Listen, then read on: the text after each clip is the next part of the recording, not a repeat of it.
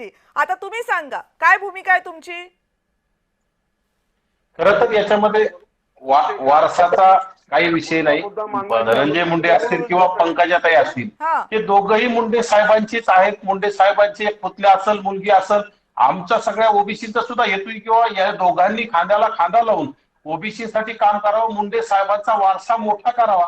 फक्त आता जरांगेला त्याच्यामध्ये कुठंतरी भुजबळ साहेब त्या सभेमधून बोलून गेले आणि जरांगेला आयुक्त पोलीस भेटलं, परंतु जरांगेला याच्यात नाक खुपसायची गरज नाही ना.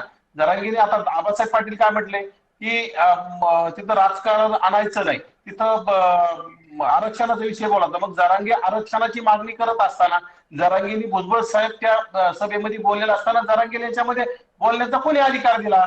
आणि हा विषय राहिला ओबीसीला कुणाला वारस ठरवायचे, त्यामध्ये ओबीसी समाज ठरेल, विशेषतः वंजारी समाज ओबीसी हा एक प्रवर्ग आहे आणि भुजबळ साहेब त्यांना बोलू भुजबळ देत साहेब हे ना, खूप आबासाहेब त्यांना बोलू देत. भुजबळ साहेब हे मुंडे साहेबांचे अतिशय जवळचे मित्र आहेत. मुंडे साहेब आणि भुजबळ साहेबांची मैत्री काय होती पूर्ण राज्याला माहितीये, देशाला माहितीये. त्यामुळे ते ज्येष्ठ म्हणून ते बोलले असतील, परंतु विशेषतः भुजबळ साहेबांचा असा विषय नव्हता किंवा पंकजा मुंडे वारस नाही तर धनंजय मुंडे वारस आहे, असा विषय कुठेही नव्हता. दोघंही वारस आहेत. भुजबळ साहेब फक्त तिथं आल्याच्या नंतर भुजबळ साहेबांनी सांगितलं किंवा धनंजय मुंडे साहेब म्हटले होते की मला सध्या काम नाही, पण भुजबळ साहेबांनी म्हटलं की आज ओबीसीचा प्रश्न ऐरणीवर असताना, ओबीसी समाज अडचणीत असताना मग तुम्ही हे सध्या काम म्हणून हे काम करा, मुंडे साहेबांचे वारस म्हणून काम करा.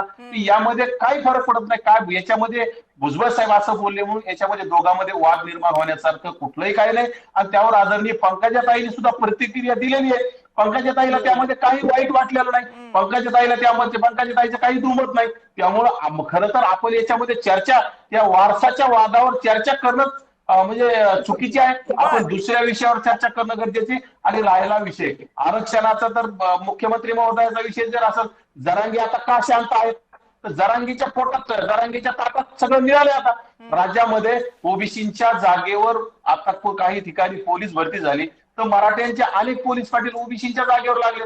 त्यामुळे मराठ्यांना या मागच्या जी आर मुळे मिळाले, त्यामुळे जरांगे आता शांत झाले असतील. नाही तर जरांगे आजपर्यंत मुख्यमंत्र्यावर आग पाकड करणारे